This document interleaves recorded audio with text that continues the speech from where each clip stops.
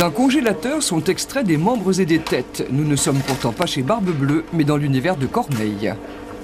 Qui n'a pu l'obtenir ne le méritait pas. Ne le méritez pas, moi? Vous. Ton impudence, téméraire vieillard aura sa récompense.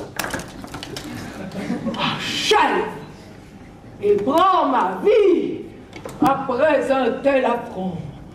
Le premier dont ma race ait vu rougir son front. Et que penses-tu faire avec tant de faiblesse? Autour d'Émilie Valentin, le théâtre du Fuste, basé à Montélimar, a toujours déployé des trésors d'imagination. En donnant cette fois à ses marionnettes une chair de glace qui subit pendant le spectacle un vieillissement véritablement mortel, il se surpasse. La glace est un matériau tellement beau que ça nous permettait de ne pas goguenarder sur le cide, mais de faire des personnages qui soient assez hiératiques et dessous nous, de jouer le décalage qu'on voulait jouer par rapport à l'académisme. Mais on ne se sentait pas de monter le cide avec des marionnettes costumées. Ça aurait fait des petites marionnettes ringardes, ça aurait fait des poupées historiques, ça aurait fait je ne sais quoi. Ça n'était pas possible, il fallait trouver une esthétique.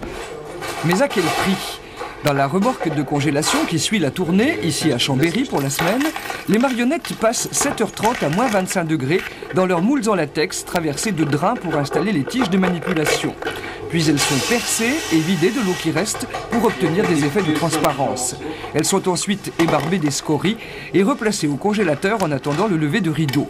Des heures et des heures de travail chaque jour pour un accouchement réussi. C'est le bras que t'avais. Le bras, la tête elle arrive, lorsque j'ai pas fait, elle arrive. Qu'est-ce que ça a été les difficultés les pires?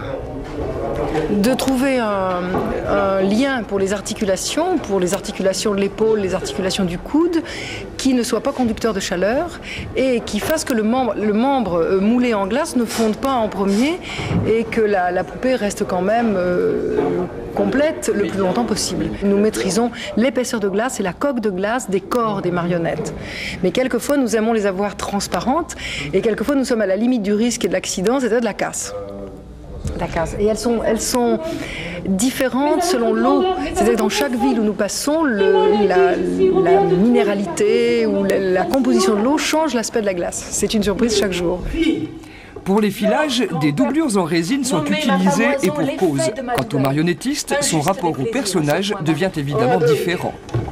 En général, dans les spectacles des marionnettes, c'est le manipulateur qui donne sa dimension temporelle à la marionnette, alors que là, elle a sa vie propre. Elle se détruit au bout d'une heure, quoi. Donc c'est toujours la première et la dernière représentation pour les personnages. Qui t'a rendu si vain, toi qu'on n'a jamais vu les armes à la main? Les pareils à deux fois ne se font point connaître. Et pour leur coup d'essaim, voilà des coups de maître! Empreint d'une distanciation permanente, avec un texte raccourci qui fait de ceci d'un florilège de morceaux choisis, ce spectacle qui intègre les musiciens au verbe laisse souvent les manipulateurs à vue. Il les soumet donc aux mêmes contraintes que les comédiens classiques.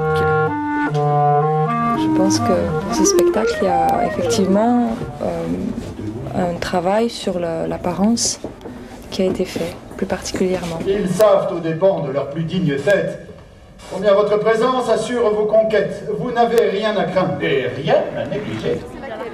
Piteuse en fin de parcours, les apparences continuent à fasciner. L'équipe finit par mettre un terme à l'agonie des héros et prépare aussitôt la relève. Demain, le rêve pourra recommencer.